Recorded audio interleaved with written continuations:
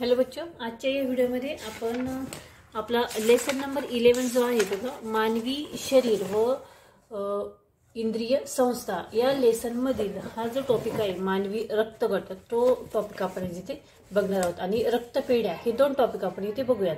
ठीक आहे. तर बघा, मानवी रक्तगट म्हणजे ह्यूमन ब्लड ग्रुप्स.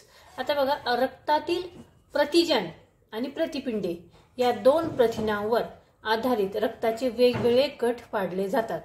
परत लक्ष देऊन ऐका की रक्तातील ते प्रतिजन आणि प्रतिपिंडे या दोन प्रथिनांवर आधारित रक्ताचे वेगवेगळे गट पाडले जातात आणि मानवी रक्ताचे ए बी, ए बी आणि ओ असे चार प्रमुख गट असून R H V S positive व आर एच निगेटिव्ह असे या प्रत्येक गटाचे दोन प्रकार मिळून 8 रक्तगट तयार होतात. आता बघा की रक्ताचे प्रमुख प्रकार किती आहेत. रक्तगटाचे प्रमुख प्रकार आहेत 4. एक आहे ए, दुसरा बी, तिसरा ए बी आणि चौथा ओ. आता ह्या प्रत्येक रक्तगटाचे ए चे 2 गट पडतात म्हणजे ए पॉझिटिव्ह, ए निगेटिव्ह. बी चे पण 2 पडतात, बी positive, B negative. A B चे पण A B positive, A B negative आणि ओ चे पण 2 पडतात, ओ पॉझिटिव्ह आणि ओ निगेटिव्ह. असे मिळून प्रत्येक या रक्तगटाचे एकूण 8 प्रकार इथे पडतात म्हणजे 8 रक्तगट होतात. आता रक्तदान, एखाद्या व्यक्तीला अपघात झाला की जखमावाटे रक्तस्राव होतो. जर ऍक्सिडेंट झाला तर जखम जर मोठी असेल तर हा ब्लिडिंग जे असतं ते मोठ्या प्रमाणामध्ये होतं म्हणजे रक्तस्राव हा मोठ्या प्रमाणात होतो. अनेक वेळा शस्त्रक्रियेच्या वेळीही रुग्णास रक्त द्यावे लागते म्हणजे ऑपरेशन चालू असताना देखील एखाद्या रुग्णाला आपल्याला रक्त द्यावे लागते. तसेच ॲनिमिया, थॅलेसेमिया, कॅन्सरग्रस्त रुग्णांनाही बाहेरून रक्तपुरवठा केला जातो. शरीरातील रक्ताची कमतरता भरून काढण्यासाठी त्या व्यक्तीला बाहेरचे रक्त दिले जाते. त्याला आपण रक्तपराधन असे म्हणतो म्हणजे रक्त देण्याची जी क्रिया आहे तिला रक्तपराधन असे म्हणतात.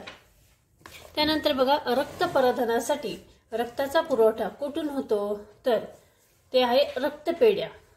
रक्तपेढ्यांमध्ये निरोगी व्यक्तीच्या शरीरातून विशिष्ट पद्धतीने रक्त काढले जाते आणि ते गरजूंना पुरवले जाते. जमा झालेले रक्त लगेच वापरायचे नसल्यास ते रेफ्रिजरेटरमध्ये काही दिवसांपर्यंत ठेवता येते. त्यानंतर रक्तदाता.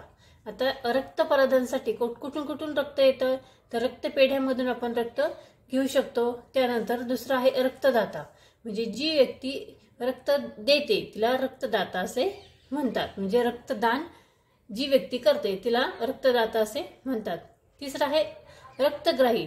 ज्या व्यक्तीला रक्त दिले जाते ती व्यक्ती म्हणजे रक्तग्राही होय म्हणजे ज्या व्यक्तीला आपण ब्लड देतो, रक्त देतो, ती ग्राही म्हणजे ग्राह्य करणे, त्या व्यक्तीला आपण रक्तग्राही असे म्हणतो.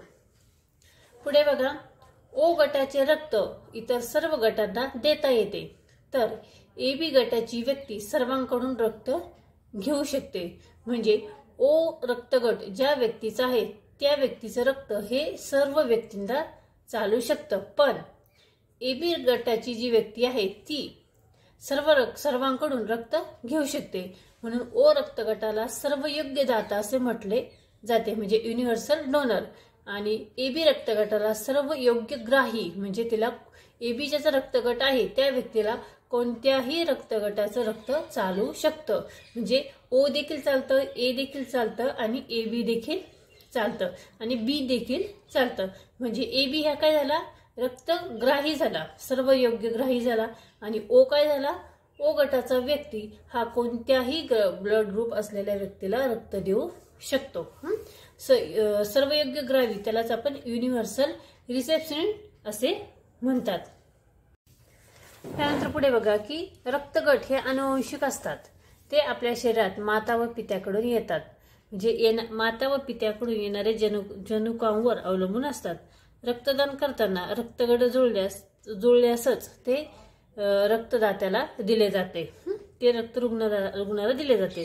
रक्त प्रदानात रक्तगट न जुळल्यास रुग्णाला धोका पोहोचू शकतो, त्यामुळे रुग्ण दगावण्याचाही संभव असतो।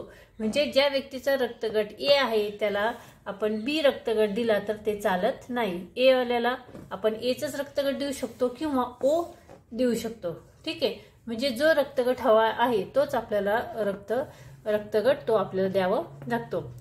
आजचा रक्तदाता उद्याचा रक्त घेणारा असू शकतो। काही अपेक्षा न करता दिलेले रक्तदान हे जीवनदान आहे। अपघात, रक्तस्राव, प्रसवकाळ आणि शस्त्रक्रिया अशा स्थितीमध्ये रुग्णास रक्ताची गरज पडते। निरोगी व्यक्तीद्वारा केलेल्या रक्तदानाचा उपयोग गरजू रुग्णाचे जीवन वाचवण्यासाठी केला जातो।